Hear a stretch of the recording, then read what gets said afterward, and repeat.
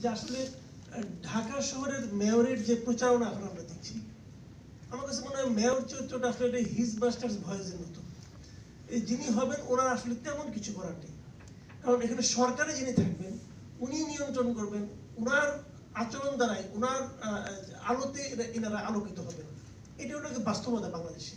যদি বিরোধী দলের কোনো মেয়র হন তাহলে সরকারের কাছ থেকে সেরকম আনুকূল্য পাবেন না, এবং ওই সেই মেয়রকে আপনার ব্যর্থ প্রমাণ করার জন্য যা যা করা দরকার এটা সরকার করবে। এবং এটা করতে থাকলে কি হবে, মাঝখান থেকে ওই তাদের টাগোবরে আমরা ক্ষতিগ্রস্ত হব। এটা হলো রিয়েলিটি। এবং আমরা মেয়রকে গালাগালি করব, আবার মেয়র সরকারকে গালাগালি করবেন। নেট রেজাল্টটা কি? নেট রেজাল্ট আমাদেরকে মশাই কামড়াবে। এখন এখান থেকে আর কোনো কিন্তু মুক্তি নেই। এখন আমরা কি করবো? তাহলে কি আপনি বলবেন যে ঠিক আছে, গত মেয়াদে তো আমরা সরকারপন্থী দুজন মেয়র পেলাম, তো সাইদ খোকন এবং আনিসুল হকের মধ্যে কি পার্থক্য ছিল না? একই সরকারের সমর্থন পুষ্ট দুজন মেয়র ছিল, সেখানেও তারা পার্থক্য ছিল। তাহলে সেই পার্থক্যটা কেন ছিল? দুজনকে সমান আনুকূল্য পাননি? হয়তো পেয়েছেন, কিন্তু তার পার্থক্যটা কেন? এখানে প্রশ্নটা এসে যায় যে আসলে ব্যক্তিটা ইম্পর্টেন্ট। আপনি ক্ষমতাটা কার হাতে দিচ্ছেন, সেই ব্যক্তিটা কেমন, সেটাও কিন্তু খুবই গুরুত্বপূর্ণ। খুবই গুরুত্বপূর্ণ যদি না হতো, দেখেন আমি সাংবাদিকতা করি আজকে প্রায় 32 বছর হয়ে গেল।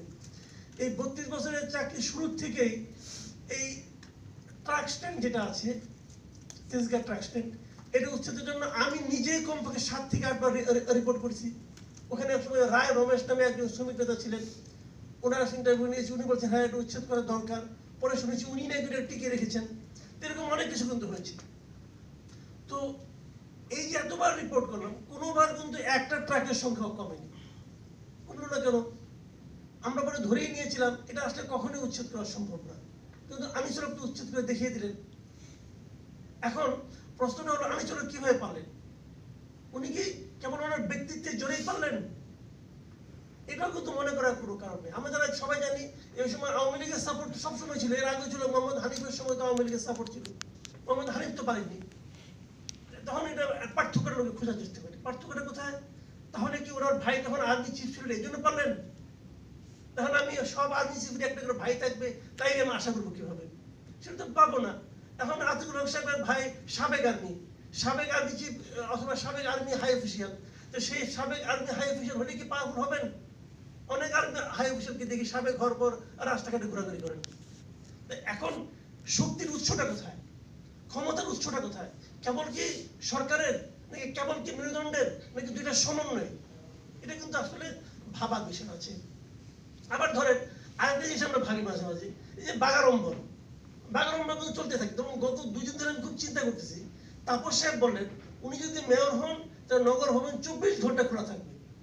নগর ভবনে যদি আপনি যে থাকেন দেখবেন ওখানে কোনো বাথরুমে কোনো যন্ত্রপাতি নাই, বাথরুমে যা থাকার কথা থাকে না, লিফট 2 দিন পরে নষ্ট হয়, চুরি হয়ে যায়। এই 24 ঘন্টা খোলা থাকে, হায় আল্লাহ, তাহলে কিছু থাকবে না, সব চুরি হয়ে যাবে। আর 24 ঘন্টা কিভাবে খোলা রাখবে? আমি এটা খুব চিন্তা করছি, যে 24 ঘন্টা খোলাটা রাখবে কিভাবে, অথবা 24 ঘন্টা খোলা রাখলে আমার আপনার লাভটা কি হবে? এটা কিন্তু আমি বুঝি না। তাহলে কি এটা কি অনেকে অন্য ভাই বলেছেন যে ওনাকে সবসময় পাওয়া যাবে? তো ওনাকে পাওয়া যায় আসলে? এখনই ওনাকে সবসময় পাওয়া যায়? উনি তো অত্যন্ত ব্যস্ত একজন আইনজীবী, আমরা সবাই জানি। কারণ লোকে বলে এরকম ভাবে যদি কোনোভাবে তাপস সাহেবকে ধরতে পারি তাহলে আমার মামলা বের হয়ে যাবে, অমুক হয়ে যাবে, তমুক হয়ে যাবে। এটা যে কারণেই হোক, ওনার মেধার কারণেই হোক, ওনার চেহারার কারণেই হোক, ওনার অবস্থানের কারণে হোক, হয়তো এরকম একজন ব্যস্ত লোক ওখানে 24 ঘন্টা সময় দিবেন, কিভাবে হিসাবটা আমি মিলি না।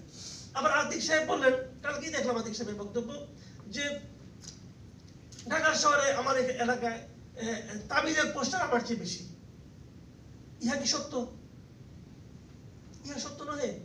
আমি এখানে আস্তে আস্তে খেয়াল করলাম, এবং আমি সবসময় আমার অফিসে এখন ঢাকা উত্তরে আমি দেখি, আমি তো তাবিজের কোনো পোস্টারই পাই না। তো যেটা বাস্তবতা সেটাকে আপনি কেন অস্বীকার করেন? আপনি যখন অস্বীকার করেন, আপনি যখন বলেন যে তাবিজের পোস্টার আমার চেয়ে বেশি, রাস্তায় আপনার এই কথার সত্যতা প্রমাণ করার জন্য যে কোনো একজন সাধারণ মেধা সম্পন্ন লোকের, যেটা আমার সাধারণ মেধা সম্পন্ন লোকের রাস্তায় 10 কদম হাঁটলে প্রমাণিত হবে আপনি একটা ভুল অথবা মিথ্যা বলেছেন। তো যে লোক অহরহ অপ্রয়োজনে, এটা কিন্তু খুব প্রয়োজনীয় বক্তব্য ছিল, এই বক্তব্যটা খুব জরুরি ছিল না তো? যিনি অপ্রয়োজনে মিথ্যা বলেন তিনি আমার মেয়র হবেন কেন? কেন হবেন রে ভাই? তাহলে যোগ্যতা অযোগ্যতা প্রশ্নগুলি কিন্তু একটা জিনিস হলো কি, কেউ কেউ আছে বিপদ করে মিথ্যা বলে, কেউ কেউ আছে এমনি এমনি মিথ্যা বলে। কোনটা বেশি বিপজ্জনক? যারা এমনি এমনি বলে তারা বিপজ্জনক। কেন? তাদের অভ্যাস এই জন্য করে। এটা ভালো অভ্যাস নয়। আমরা কি চাই? আমরা তো মেয়র হিসাবে এমন একজন লোককে চাই যিনি কি আমাদের আদর্শ হবে। আমার সন্তানকে আমি বলবো, দেখো এই লোকটা নগর পিতা, তোমরা কি অনুসরণ করতে পারো। উনি কি অনুকরণীয় কোনো আচরণ করেছেন? কেন করবেন প্রয়োজনীয় সমস্ত কাজ?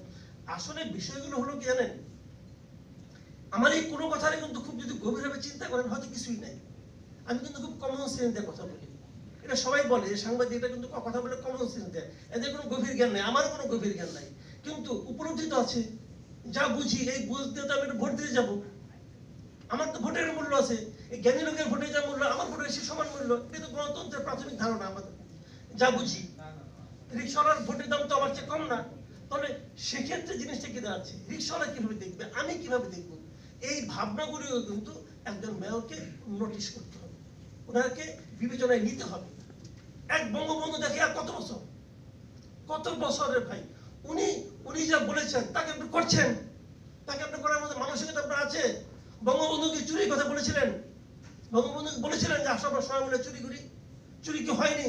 যদি চুরি না হতো তাহলে সাহিত্য কোনো অনুসরণ করো না কেন? সিম্পল কথা ভাই, বলেন আপনি, বুঝান আমারে। তো এখন এইগুলি অন্য কথা। আমরা হলো কি যা কিছুই করি না কেন সব ওনার উপরে চাপাই দিই, ঠিক না।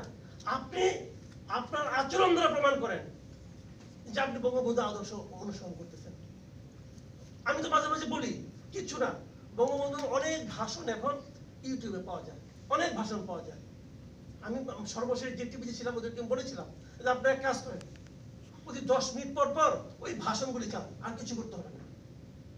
জনগণ মিলিয়ে নিবে যে বঙ্গবন্ধু কি বলেছেন আর বঙ্গবন্ধু অনুসারী হিসেবে যারা নিজেদেরকে দাবি করছেন তারা কি বলছেন, সরকারি কর্মচারী বঙ্গবন্ধু কি বলেছেন আপনি ওখানে দেখেন। তারপরে দেখেন যে সরকারি কর্মচারীদের বাঁচানোর জন্য সরকার কি আইন করছেন, দেখেন। তো বিষয়গুলো হলো কি ভাই, মানে যেহেতু বেশি বুঝি না, ঠান্ডা মাথায় চিন্তা করলে মাঝে মাঝে মানে এরকম ভাবনা হয় যে আসলে মানে কোন বিতর্কের মধ্যে আছি। তো বাস্তবতা সহজ না, আমি পারি একজনের পক্ষে বলে। এখন তো একটা মানে প্রক্রিয়া চালু হয়ে গেছে, সেটা তো সরকার আর রাষ্ট্র এখন এক হয়ে গেছে, এটা রিয়েলিটি। সরকার এবং রাষ্ট্র এক হয়ে গেছে। আপনার সরকারের বিরুদ্ধে করলে কিছু বললে পরে সেটা রাষ্ট্র বিরোধী হয়ে যাবে। এখানে সবাই এই লোক আছেন, বুদ্ধিমান লোক আছেন, আইনজ্ঞ আছেন, আপনারা বলেন সরকার রাষ্ট্র কি এক তো হয়ে গেছে এই দেশে। আমি রাষ্ট্রের বিরুদ্ধে কিছু বললে রাষ্ট্রদ্রোহী মামলা হবে, ভালো কথা। সরকারের বিরুদ্ধে কিছু বললে সেটাও রাষ্ট্রদ্রোহী মামলা হয়ে যাবে। এবং আমার বিরুদ্ধে রাষ্ট্রদ্রোহী মামলা করলে সহজে গ্রহণ করবে আদালত, সঙ্গে সঙ্গে এবার ওয়ারেন্ট হয়ে গেছে। পরে এটা আলোচনা করবেন যে হলো কি হলো না, ঠিক হলো কি হলো না, আলোচনা করেন। কিন্তু এটা সুস্থতা না, এটা হেলদি নয়। যতক্ষণ পর্যন্ত আপনি বিরোধী বক্তব্যকে উচ্চারিত হতে দিবেন না, মানা না মানা তো অনেক পরে আলা, যখন আপনি উচ্চারিত হতে দিবেন না ততক্ষণ পর্যন্ত কিন্তু হবে না। এই সব কিন্তু ভাই বলেন অনেক কথা, যে এই তাবিদাওয়ালের ব্যাপারে কি কি হয়েছে না হয়েছে, বল তাবিদাওয়ালের নাম কোন তালিকায় আছে দেখলাম। রানা প্লাজার ব্যাপারে আতিক সাহেবের কি ভূমিকা ছিল সেটাও অবশ্যই প্রশংসনীয়। আর পাশাপাশি একই সময় তো আমরা ওটাও দেখলাম যে কানাডার কোন টিভিতে আতিক সাহেবের কোন পোশাক নিয়ে উনি কিভাবে ওখানে একটা কিছু না। কিন্তু ভাই এই কাজ বাংলাদেশের সবাই করে, সব গার্মেন্টসই করে, কিন্তু উনি যে কাজটা করলেন, ওই যে একটা পেন দিয়ে ওনার বারকোডটা মুছে দিলেন, এটা সবাই আমরা দেখলাম। এইটা তো ঠিক না, এটা তো একটা নিচু কাজ, হীন কাজ। তো এটা আমাদের দেখতে হলো তো না, দেখতে হলো।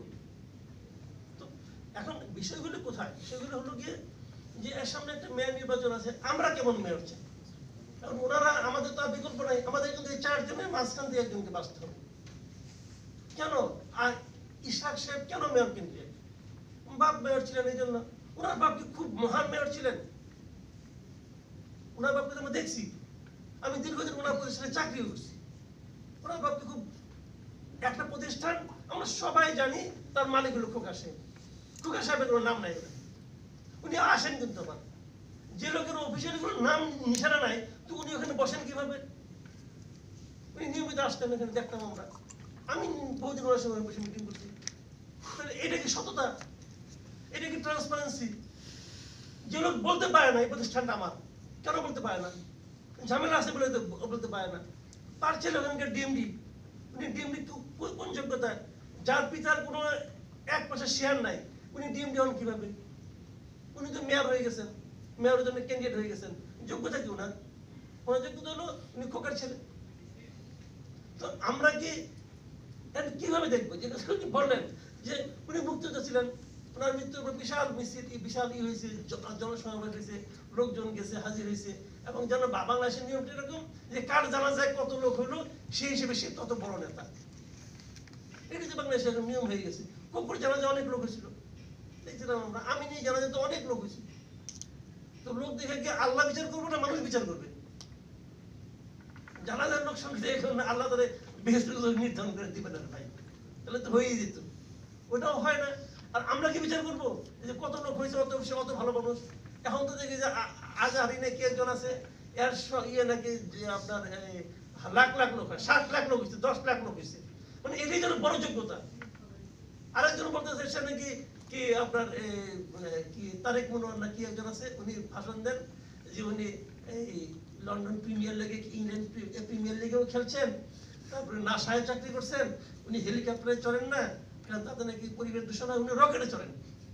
তো বলতেছে, লোকে কাঁদতেছে, লোকে বিশ্বাস করে চোখে পানি পড়ছে। তো এখন কোশ্চেনটা হলো কি ভাই, যে আমরা মাপবো কি দিয়ে? মাপার দাঁড়িপাল্লাটা কি? জনসংখ্যা, আবেগ, নাকি কে কার আদর্শ ধারণ করে ওরা নিজে প্রচার করে? কে কার আদর্শ ধারণ করে এটা মাপার কিন্তু কোনো অধিকার আপনার নাই। যখন আপনি মাপার কথা বলবেন তখন আপনি দেশদ্রোহী হয়ে যাবেন। মাপার কোনো অধিকার আপনার নাই। বক্তব্যটা হলো কে কার আদর্শ ধারণ করে কোনটা প্রচার করে, কে কত জোরে প্রচার করতে পারে, তার উপর নির্ভর করবে যে কে কে কোন আদর্শের লোক। তো এইগুলি ভাই, এগুলো একটা অন্তহীন বিতর্ক। আমি খালি একটা কথাই বলবো ভাই, যে আমাদের হাতে অপশন 4টা মাত্র, হাতে কোনো অপশন নাই না, 4.5টা। ওখানে জাতীয় পার্টির দক্ষিণ একজন আছে, উত্তর নাই, 4.5টা মাত্র অপশন। এর মাঝখান থেকে একটা আপনি বাইসে নেবেন, দুইটা বাইসে নেবেন। নোটা ভোট এখানে নাই, না ভোট যেটা ছিল সেটা এখানে নাই, ভয় পেয়ে গেছে। এটা দিলে পাবলিক যদি খেপে টেপা যায়, ওটা এখন বন্ধ করে, একবার ছিল কিছু অল্প দিনের জন্য, এখন ওটা বন্ধ হয়ে গেছে। এখন আপনাকে ভাই এখান থেকে বাইসে নিতে হবে, যেমন আপনাকে মৃত্যুদণ্ড দেওয়া হইলো, বলো ঘাড়ে কোপ দিব নাকি বুকে মারবো, বাইসে নেন। সরি ভাই, আমার কথা দেখে দুঃখিত হন, মানে আমার কিছু করার নাই আসলে, কিন্তু মানে আনুষ্ঠানিক বক্তব্য ভোট দিতে পারি না, তাই আমার অভিজ্ঞতার কথা বললাম। ধন্যবাদ। ধন্যবাদ মাসুদ কামাল সাহেব। আমরা এখানে সব ধরনের মতামতই গুরুত্ব সহকারে শুনবো বা শুনি। তো আপনার কথাগুলিতে